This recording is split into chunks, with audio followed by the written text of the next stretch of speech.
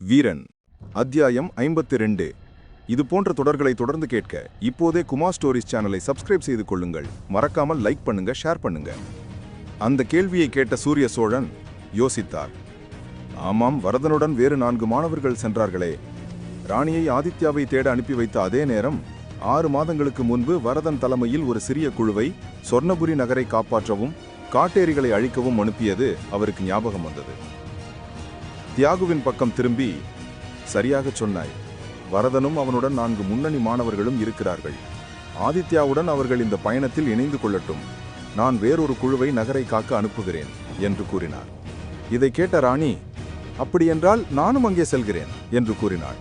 ஆனால் சூரிய சோழன் உறுதியாக மறுத்தார். இல்லை ராணி, நீ இங்கே இருப்பது அவசியம். விராட நகருக்கு வேண்டிய உதவிகளை நீதான் இப்போது கவனிக்க வேண்டும். மற்ற ஆசிரியர்களும் வீரர்களும் நம்மை எதிர்த்து வரும் படைக்கு நிகராக ஆட்களையும் வீரர்களையும் சேகரிக்க வேண்டும். ஆகையால் நீதான் இப்போது விராட நகரின் பொறுப்பை ஏற்றாக வேண்டும். மன்னிக்க வேண்டும் தலைமை ஆசிரியர். நான் பல மாதங்களாக என் நண்பர்களை பிரிந்திருக்கிறேன். நீங்கள் அனுப்பிய 4 மாணவர்களும் எனது நண்பர் குழு நண்பர்கள். நான் அவர்களுடன் இருந்தால் அவர்களது பலம் மேலும் அதிகரிக்கும். அது மட்டுமல்லாமல் என்னாலும் அவர்களுக்கு உதவி செய்ய முடியும் என்று கூறினாள். தியாகு குறுக்கிட்டார். ஆமாம் ஆசிரியரே, அவர்கள் குழுவாக பல இடங்களில் சண்டையிட்டுள்ளனர். ஒரு குழுவில் ஒருவர் பிரிந்தால் மற்ற 4 பேரும் சண்டையில் சிறிது தடுமாற்றம் ஏற்படும் என்பது அனைவருக்கும் தெரிந்ததே. ராணியை அனுப்புவது நல்லது என்று எனக்கு தோன்றுகிறது இப்போது. சூரிய சோழன் பெருமூச்சு விட்டார். சரி, அப்படியென்றால் விராட நகரை இப்போது யார் கவனித்துக் கொள்வார்? அனைவருக்கும் வேறொரு திட்டம் நான் வைத்திருக்கிறேன். விராட நகரை யாரேனும் ஒருவர் பொறுப்பெடுத்து பாதுகாக்க வேண்டும். அரசரின் உடல்நிலையும் அங்கு சரியில்லை. நாம் ஏன் 6ஆம் தளபதி விக்ரமனை அங்கு அனுப்பக்கூடாது? அவர் இப்போதானே நகருக்கு வந்ததாக கூறினார்கள். அவரை அங்கு அனுப்பலாமே என்று தியாகு கேட்டார். அப்படியென்றால் சரி, ராணியையும் மற்றும் சில மந்திர மாணவ வீரர்களையும் உடனே சொர்ணபுரி நகருக்கு அனுப்புங்கள் என்று சூரிய சோழன் முடிவெடுத்தார். நாங்கள் அங்கு செல்வது இருக்கட்டும், ஆனால் ஆதித்யா அங்கேதான் சென்றான் என்பதை எப்படி நாங்கள் நம்புவது என்று ராணி சந்தேகம் எழுப்பினாள். வடதிசைக்கு செல்ல ஒரே வழிதான் இருக்கிறது. சொர்ணபுரி நகருக்கு அருகில் இருக்கும் மிகப்பெரிய மலைப்பள்ளத்தாக்கு வழியாக மட்டுமே வடதிசையில் இருக்கும் பனிப்பிரதேசங்களுக்கு செல்ல முடியும். அது மட்டுமல்லாமல் சொர்ணபுரி நகரம் மிகவும் பாதுகாக்கப்பட வேண்டிய நகரம். வடபனி பிரதேசத்தில் இருக்கும் அசுர சக்திகள் அந்த ஒரு வழியாக மட்டுமே வரும் என்பதால் தான் தளபதி வரதனை அங்கே பாதுகாக்க அனுப்பியிருக்கிறேன். நம் தளபதிகளின் ஆசிரியரான நீலகண்டன் அங்குதான் இருக்கிறார். ஆகையால் அங்கு எந்த பிரச்சனையும் இதுவரை இல்லை என்று ராணியை பார்த்து கூறினார். என்ன, நீலகண்டன் ஆசிரியர் அங்கேதான் இருக்கிறாரா?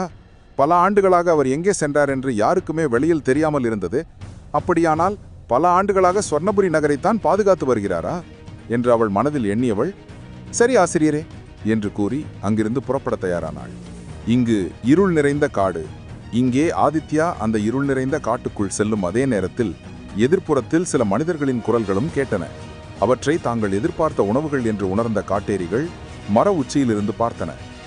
எதிர்ப்புறத்தில் 2 வீரர்கள் நேர்த்தியான அங்கிகளை அணிந்து ஆதித்யாவின் பக்கம் பேசிக்கொண்டே நடந்து வந்தார்கள். நீல நிற அங்கியில் பெண் தியா, சிவப்பு நிற அங்கியில் ஆண் சந்திரன். இருவரும் ஆதித்யா இருக்கும் திசை நோக்கி நடந்து வந்தார்கள். டிராகன் பீஸ்ட் ஆதித்யாவை பார்த்து, ஒரு நிமிடம் நில், எனக்கு தெரிந்து யாரோ இங்கே வருகிறார்கள். அவர்கள் உடல் தகுதி மற்றும் உடலில் இருக்கும் ஆற்றலை பார்த்தால் ஆபத்தாக தோன்றுகிறது. நாம் இங்கு பொறுமையாக இருப்பது நல்லது. இல்லையெனில் நம்மை அவர்கள் காட்டேரி என்று நினைத்து தாக்குவார்கள் என்றது. ஏன் அப்படி சொல்ற என்று ஆதித்யா கேட்க, அவர்கள் மீது இரத்த வாடையும் மரண ஆற்றலும் இருக்கு. அதனால கொஞ்சம் பொறுமையாக இருப்பது நல்லதுன்னு தோன்றுது. உடனே அது ஆதித்யாவை அப்படியே அருகில் இருக்கும் ஒரு பெரிய மரத்தின் அருகில் சென்று ஒளிந்து கொண்டது. இதை மரத்தின் உச்சியிலிருந்து பார்த்த 4 இரத்த காட்டேரிகள், இங்கு என்ன நடக்குது? நாம் போட்ட விட்டத்தின்படி அவன் இன்னும் சிறிது தூரம் உள்ளே வந்திருந்தால் எளிதாக அந்த குழந்தையை தூக்கி கொண்டு நம் குகைக்கு சென்று அவனையும் வரவழைத்திருக்கலாம். இவர்கள் யார் இப்போது தொந்தரவு செய்வது? இவர்களை முதலில் கொல்ல வேண்டியதுதான் என்று கோபப்பட்டன. இப்போது என்ன செய்வது? நாம் இவ்வாறு காத்துக்கொண்டே இருந்தால் 2 இரைகளும் நம்மிடமிருந்து தப்பித்துவிடும் என்று மற்றொன்று பதறியது. பலமான காட்டேரி. சரி, அப்படின்னா முதலில் இந்த 2 மனிதர்களையும் கொள்வோம். பிறகு அவர்களை நடுக்காட்டிற்கு வரவழைத்து அவர்களை கொள்ளலாம் என்று முடிவெடுத்தது. 4 காட்டேரிகளும் அந்த மரக்கிளையிலிருந்து திடீரென கிளைகளில் தாவி அந்த 2 மாணவர்களையும் தாக்க சுற்றி வளைத்தன. இரு, நானும் வரேன். அவ்வளவு சீக்கிரமா நீ எங்க தான் போற? எப்படி இருந்தாலும் இன்னும் 1 நாள் ஆகும் நம்ம பள்ளிக்கு போக. அவசர அவசரமா ஏன் இவ்வளவு வேகமா போற? பொறுமையா பேசிக்கிட்டே போலாமே என்று சந்திரன் டியாவை அழைத்தான். டியா வில்லாற்றலில் சிறந்தவள். சந்திரன் ஈட்டி நுட்பங்களில் சிறந்தவன். இருவரும் சுவர்ணபுரி நகரிலிருந்து சூரிய சோழன் பள்ளிக்கு சென்று கொண்டிருந்தனர். அவருக்கு ஒரு தகவலை கொடுப்பதற்காக. டியா கோபமாக, சந்திரன், உன்கிட்ட எத்தனை தடவை சொல்றது, என்கிட்ட இப்படி நெருங்கி பேசாத, எனக்கு விருப்பமில்லைன்னு தெரியாதா? ஆனா நீ திரும்ப திரும்ப என்னை கோவப்படுத்துற மாதிரியே நடந்துக்கிற. என்ன டியா, எல்லார் முன்னாடியும் என் மேல எரிஞ்சு விடுற மாதிரி பார்த்தா, இப்போ தனியா இருக்கிறப்ப என் மேல இப்படி கோவப்பட்டா எப்படி என்று சந்திரன் கேட்டான். நம்ம ஒரே குழுவில் இருக்கிறோம் என்பதற்காகத்தான் நான் சில விஷயங்களை உன்கிட்ட சகிச்சுக்கிறேன். அதற்காக நீ அதிகமா என்கிட்ட உரிமை எடுத்துக்கிற. இது எனக்கு கொஞ்சமும் பிடிக்கல என்று டியா கூறினாள். அப்போது மரக்கிளைகள் அசையும் சத்தம் கேட்டது. வில்வித்தை வீராங்கனை என்பதால் டியாவுக்கு காற்றின் வேகம், அசைவு மற்றும் சத்தம் ஆகியவற்றின் நுணுக்கம் அதிகம். உடனே அவள் கோபமாக தன் கைகளை நீட்டி, நிறுத்து, இங்கே ஏதோ இருக்கு, நம்மளை சுற்றி வளைக்குது என்று எச்சரித்தாள். தன் முதுகிலிருந்த அம்பை தன் வில்லில் வைத்து அங்குமிங்கும் பார்த்தாள். சந்திரனும் தன் கையில் இருந்த ஈட்டியை தரையில் குத்தியவன் வரும் தாக்குதலுக்கு தயார் செய்வது போல் நின்றான். என்ன, எந்த சத்தம் வருது உனக்கு? ஏதும் மிருகமா இல்ல வேறு நாட்டு வீரர்களா என்று சந்திரன் கேட்டான். எனக்கு எப்படி அது தெரியும்? மரக்கிளைகள் வித்தியாசமான முறையில் அசையும் சத்தம் வந்துச்சு. இது கண்டிப்பா வீரர்களா இருக்கலாம், இல்ல வேறு ஏதேனும் இருக்கலாம். விலங்குகளாக இருக்க வாய்ப்பில்லைன்னு நினைக்கிறேன் என்று அவர் கூறி முடிக்கும்போது திடீரென ஒரு அலறிய சத்தத்துடன் அவள் பின்புறம் காற்றை கிழித்து கொண்டு மரத்தின் உச்சியிலிருந்து அவள் மீது பாய்ந்தது ஒரு இரத்த காட்டேரி. அவள் திடீரென குனிந்து அங்கிருந்து நகர, அதே நேரத்தில் சந்திரன் தன் கையில் இருந்த ஈட்டியால் அது வரும் திசை நோக்கி தன் ஈட்டியை எறிந்தான். அது வேகமாக அதனை குத்தி தூக்கி எறிந்தது. தூரத்தில் சென்று விழுந்த அந்த இரத்த காட்டேரி தன் மார்பில் குத்திய ஈட்டியை பார்த்து புன்னகைத்து, இதுதான் உனது ஈட்டி நுட்பமா என்று அதை பிடுங்கி கீழே போட்டது. அப்போது சந்திரன் தன் கைகளை கை பின்னோக்கி இழுக்க, சட்டென அந்த ஆயுதம் சந்திரன் கைக்கு வந்தது. சந்திரனுக்கும் ஈட்டிக்கும் கண்ணுக்கு தெரியாத ஒரு நூலின் நினைப்பு இருந்தது. அந்த ஈட்டி எந்த இடத்திற்கு போனாலும் அந்த நூலினை கொண்டு சந்திரன் இழுக்கும்போது அவன் கைக்கே வரும் அளவிற்கு அவன் பயிற்சி பெற்றிருந்தான். இரத்த காட்டேரி எப்படி ஸ்வர்ணபுரி நகரை தாண்டி இங்கே வந்திருக்கோம் என்று டியா யோசித்துக் கொண்டே, சரி, வெள்ளி நுட்பத்தை பயன்படுத்துவோம், அது மட்டும்தான் இரத்த காட்டேரி கிட்ட இருந்து தப்பிக்க ஒரே வழி என்றாள். ஆனால் இங்கு எத்தனை காட்டேரி இருக்குன்னு தெரியாதே என்று சந்திரன் தயங்கினான். டியா அவனை ஊக்கப்படுத்தினாள். எத்தனை இருந்தாலும் எதிர்த்து தான் ஆகணும். இப்போ நம்ம இங்கே இதை பார்த்துட்டு கொல்லாமல் போயிட்டா இதனால் பல பேர் பாதிக்கப்படுவார்கள். நம் நகருக்கு சென்று வரத்துக்குள்ளேயே பல அப்பாவி உயிர்கள் போக வாய்ப்பு இருக்கு. அதனால நம்மளால முடிஞ்ச அளவுக்கு இங்கேயே அதை கொள்வோம். பிறகு நாம் சூரிய சோழன் பள்ளிக்கு செல்லலாம். இதை கேட்டு சிறிது தூரத்தில் மறைந்து நின்று கொண்டிருந்த ஆதித்யாவுக்கு உடற் நடுங்கியது.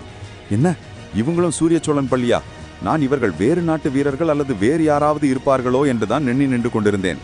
இவர்களும் இப்போது என் பள்ளியை சேர்ந்தவர்கள் என்றால் இவர்களுக்கு உதவ வேண்டுமே என்று ஆதித்யா யோசித்துக் கொண்டிருக்கும் போது திடீரென மேலும் இரத்த காட்டேரிகள் அவர்கள் மீது வந்து பாய்ந்தன. இதை உணர்ந்த டியா தனது கையில் இருந்த வில்வின் நாணை பிடித்து இழுத்து அம்பால் அந்த காட்டேரிகளை தாக்கத் தொடங்கினாள். அவள் அங்கும் இங்கும் தாவிக்கொண்டே தன்னை தொடரும் இரத்த காட்டேரிகளின் மீது அம்புகளை தொடுத்து கொண்டே இருந்தாள். ஒவ்வொரு அம்பிலும் பட்டு சிறிது முன்னோக்கி சென்று விழும் காட்டேரிகள் மீண்டும் எழுந்து அவளை துரத்த தொடங்கும். இன்னும் வெள்ளி நுட்பத்தை பயன்படுத்தாத சந்திரன் டியா தாக்கப்படுவதை தடுக்க அவள் முன்னே சென்று அவனும் தனது கையில் இருந்த ஈட்டியால் அந்த காட்டேரிகளை தடுத்து தாக்கி கொண்டிருந்தான். டியா கோபமாக, நான் உங்ககிட்ட என்ன சொன்னேன்? உடனே வெள்ளி நுட்பத்தை பயன்படுத்து. நான் அதை பயன்படுத்துகிற நேரத்தில் அதுங்க உன்னை கொன்னுடும் போல இருக்கு. கொஞ்சம் பொறு, அதோட வேகத்தை குறைச்சிட்டு நான் அப்புறம் பயன்படுத்த என்று சந்திரன் விளக்கினான். அதை செய்ய கிட்டத்தட்ட 2 நிமிடமாவது தேவைப்படும் அந்த நுட்பத்தை செய்வதற்கு. அந்த நேரத்தில் தியாவை இந்த இரட்டை காட்டேரிகள் கொன்றுவிடும் என்று அஞ்சிதான் அவன் முதலில் இரத்த காட்டேரிகளில் பலவீனமானதை தாக்கி இவளுடன் போராடும் நேரத்தை அதிகரிக்கலாம் என்று தாக்கிக் கொண்டிருந்தான். அதற்கு தியா விடவில்லை. அதுக்கெல்லாம் இப்ப நேரம் இல்லை, இங்கே எத்தனை இருக்குன்னு தெரியாது. இந்த 3க்கு மேலேயும் இருந்தா என்ன பண்ணுவ? நீ ஒன்றை பலவீனமடைய செய்தால் இன்னொன்னு வரப்ப நான் தான் பலவீனமாவோம். நீ முதலில் அந்த நுட்பத்தை பயன்படுத்து என்று மரக்கிளைகளில் தாவிக்கொண்டு தாக்கினாள். அந்த காட்டேரிகளும் அங்கும் இங்கும் கால்களை ஊன்றி பறந்து பறந்து இவர்களை பிடிக்க முயற்சி செய்து கொண்டே இருந்தன. பிறகு தியாவின் கோபமான கட்டளையை கேட்ட சந்திரன், சரி இரு, பண்ணி தொலைக்கிறேன் என்று கூறியவன் தரையில் இறங்கி தன் கால்களால் ஒரு வட்டமான கோட்டை போட்டு சில நுட்ப பயிற்சி செய்ய தொடங்கினான். அவன் அதுபோல் நுட்பத்தை செய்யும் பொழுது அவன் கையில் இருந்த ஈட்டி சிறிது சிறிதாக வெள்ளை நிறத்தில் மின்னத் தொடங்கியது. அதை பார்த்த 4வது பலம் வாய்ந்த காட்டேரி, இந்த 3 பேரையும் அனுப்புனதுக்கு நானே போயிருக்கலாம். அவன் நம்மளை கொல்லும் வெள்ளி நுட்பத்தை பயன்படுத்த ஆரம்பிச்சிட்டான். விரைவா 2 பேரையும் கொல்லணும் என்று மறைந்திருந்த இடத்திலிருந்து வந்தது. 3 காட்டேரிகளுடன் போராடி அங்கும் இங்கும் தாவிக்கொண்டு ஓடிக்கொண்டிருந்த தியாவை திடீரென ஒரு கை கழுத்தை பிடித்தவுடன் அவளால் என்ன என்று புரிந்து கொள்ள முடியவில்லை. அவளது 2 கைகளும் தொங்கிய நிலையில் உதறிக்கொண்டு எதிரே பார்க்க தரையிலிருந்து ஓரடி உயரம் தியாவை தூக்கி பிடித்த அந்த பலம் வாய்ந்த இரத்த காட்டேரி உருமலுடன், "உன்னை இப்போது கொன்று இரத்தத்தை குடித்து விடுகிறேன். அப்போது அந்த வெள்ளி நுட்பத்தை வைத்து அவன் யாரை காப்பாற்றுகிறான் என்று பார்க்கிறேன்" என்றது. உடனே அதன் பின்னே இருந்த 3 இரத்த காட்டேரிகளும், "விடு, அவளை எங்கிட்ட கொடு, இரத்தத்தை எங்கிட்ட கொடு" என்று வேகமாக தியாவின் 2 கைகளையும் 2 இரத்த காட்டேரிகள் பிடித்து இழுக்க, அவள் கழுத்தை பிடித்து கொண்டிருந்த பலம் வாய்ந்த இரத்த காட்டேரி, "உடனே போய் அவனை தடுங்கள். அவனை தடுக்காம விட்டீங்கன்னா நம்ம எல்லாரையும் அவனது வெள்ளி நுட்பத்தால் கொன்னுடுவான்" என்று கத்தியது. மீதமிருந்த ஒரு இரத்த காட்டேரி, "இதோ வரேன்" என்று கூறி வேகமாக அவன் அருகில் செல்ல, ஆனால் அது அவன் அருகில் செல்ல முடியவில்லை. அவன் ஈட்டியின் முனையை ஏற்கனவே வெள்ளி நுட்ப சக்தி வெளிப்படுத்தத் தொடங்கியது. அது தன் மீது பட்டுவிட்டால் தான் இருந்து விடுவோம் என்பதை உணர்ந்தது. வேகமாக மற்ற இரத்த காட்டேரிகளிடம் வந்து, "இல்ல, இப்ப அவன் நுட்பத்தை பயன்படுத்த ஆரம்பிச்சிட்டான். நம்ம முதல்ல இவ ரத்தத்தை குடிச்சிட்டு இவ உடம்ப தூக்கிட்டு போயிடுவோம்" என்று கூறியது. உடனே அந்த பலம் வாய்ந்த இரத்த காட்டேரி தனது பற்களை தியாவின் கழுத்தில் வைத்து கடித்து இரத்தத்தை உறிஞ்சத் தொடங்கியது. "ஆ!" என்று தியா பலமாக கத்தத் தொடங்கினாள். இந்த சத்தத்தை கேட்டு நுட்பத்தில் இருந்த சந்திரன் கண்கழித்து பார்த்தபோது தியாவின் கழுத்தில் ஒரு பலமான இரத்த காட்டேரி கடித்திருப்பதை பார்த்தான். உடனே தன் கையில் இருந்த ஈட்டியை அதன் மீது ஏவிவிட, திடீரென அந்த இரத்த காட்டேரி தன் அருகில் இருந்த பலவீனமான ஒரு காட்டேரியை பிடித்து தனக்கு நேராக நிறுத்தியது. அந்த வெள்ளி ஈட்டி அதன் முதுகுப்புறத்தில் குத்தி மார்பு வழியாக பலம் வாய்ந்த அந்த மூத்த இரத்த காட்டேரியின் ஒரு கையை குத்தி துண்டாக்கியது. இதை சற்றும் எதிர்பாராத அந்த இரத்த காட்டேரியின் கை துண்டாக கீழே விழுந்தது.